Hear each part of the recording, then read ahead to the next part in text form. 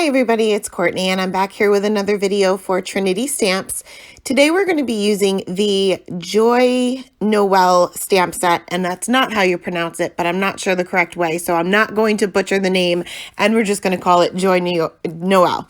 So I'm going to be creating kind of like a chalkboard look. So I have a piece of black cardstock. This is a heavyweight cardstock, and this is cut down to 5 1/4 by 4, and I'm just lining up the images that I plan on stamping out for my little scene here with my MISTI, because I know I'm going to want to stamp this more than once. I am using Unicorn White Pigment Ink by Hero Arts, but any white pigment ink will do here. Now, when you're inking up your stamps, you don't want to squish too much with the ink pad. You kind of just want to tap that on there. I'm going to go ahead and stamp out my images, and I did let this sit for about 3 or 4 minutes before moving on to, I guess you could call it, the coloring. But I'm taking a white colored pencil here, and this is a Prismacolor, because if you guys have seen my recent videos, you know that my white pencil for my polychromos is about 2 inches long now, and it's much too hard to use. So I'm just kind of going in with a very light hand to kind of draw in my snowy hills. Once I'm happy with the placement, then I can go in with a little bit heavier of a hand to draw in the outline of each one of those hills. Now you can leave it just like this, and it's a quick, simple card, or you can add a little bit of shading. You know me, I'm gonna add a little shading. So you can see that I have my pencil pretty much horizontal, and I'm just using the side of the pencil just to kind of bring down those snowy hills a little bit. Not bringing them down all the way. You certainly can, and just go with a very, very light hand. I'm barely touching the pencil to the paper here. Very, very light hand, just to add a little bit of shading. And this will kind of give it the chalkboard look. Now, I want to add shading to other objects as well. So I'm going to pretty much do the same thing for each one of these trees. So I'm going to add a little bit of shading on the very tip of the tree, and then underneath each one of these little sections. Now I'm using the tip of the pencil now, but I'm still going in with a fairly light hand. And then again, I'm going to tip that pencil down horizontally and just bring down that shading just a little bit, but still leaving some black area there.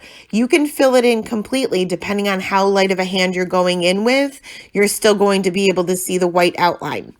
Now, after I stamped these, I left my images in my MISTI so that I don't have to try to line them up again. I'm going to restamp everything afterwards to make it a little bit more bold outline. So I did the same thing with the other tree here, and I'm pretty much going to do the same thing with the little tree trunks. Just add a little bit of shading and then blend that out a little bit. Now, for the deer, I'm just going to add a little bit of shading in some random areas. You can pick a light source. You don't have to pick a light source. I just wanted to have a little bit of variation in color. And again, I'm just using the side of my pencil tip there. Now for the antlers and the star, I'm going to color these in solid, and I'm going to go in with a pretty heavy hand. So you want to make sure that the tip of your pencil is pretty sharp for this, but I'm just going to pretty much fill in the areas of the antlers and then fill in the star completely. I want these to kind of be the darkest areas, and the antlers are so tiny that I'm not really worried about doing any shading. And last, I filled in every other stripe of his little scarf there with a very light hand, but I am using the tip of the pencil for this one. So once all of my shading or my coloring or whatever you want to call it is done, I went ahead and restamped my images with that same white pigment ink just to kind of bring out the outline of the images. Then I lined up 2 of the sentiments from the stamp set the best I could. I kind of eyeballed it. And then when I close my MISTI door, I'll just make sure that the grid lines on the MISTI door itself line up perfectly with the sentiment. That way you know your sentiment is actually straight.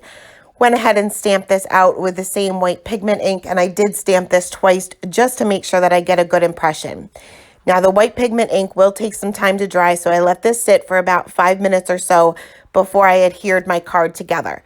So I adhered this panel onto a piece of white cardstock that is cut just a little bit larger than this panel, and then I am going to go ahead and adhere this down to a black A2 size note card. And I like to use the wet glue because it gives me a couple of seconds to move things around and make sure it's lined up. Last, I added a little bit of shimmer with a Nuvo Aqua Shimmer pen to the star and the trees. Just keep in mind that this does not react well with pigment ink, so you'll just want to make sure that you don't go over the actual lines of the image. But that is it for the card. Super simple, super easy to mass produce, especially this time of year. It is crunch time, guys. Thank you guys so much for stopping by today, and have a great day. Bye.